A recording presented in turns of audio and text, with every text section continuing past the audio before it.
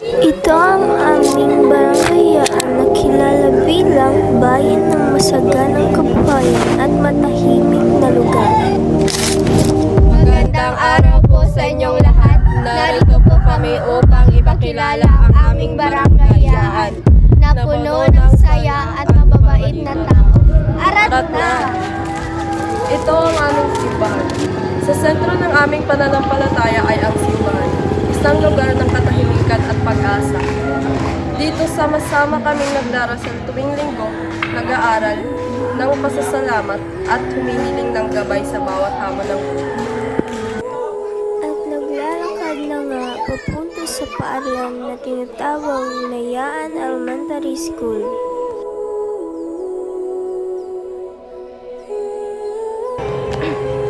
Sa sentro ng barangay, makikita ang Yaan Elementary School na papalibutan ng mga puno at luntiang kapaligiran.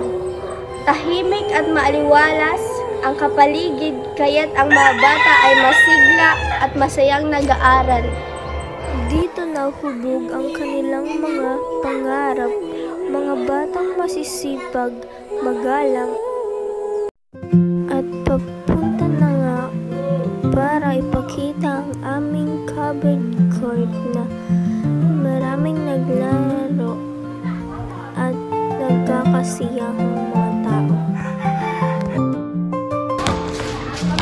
Nasa kabilang bahagi naman ang covered court na nagsisilbing sentro ng kasiyahan at pagkakaisa. Dito ginaganap ang mga palaro, sayawan, at iba't ibang aktibidad tuwing fiesta o barangay celebration. Tuwing hapon, maririnig ang tawanan ng mga kabataan habang naglalaro ng basketball o volleyball.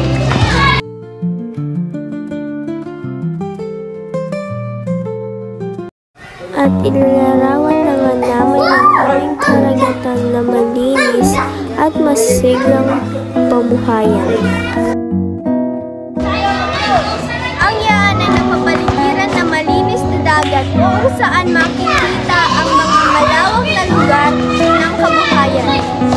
Dito halos bawat pamilya ay konektado sa dagat, nag-aalaga, nangunguli, at nagtitinda ng mga produktong dagat na sariwa at maliit. At dito na nagtatapos ang aming vlog. Bye-bye!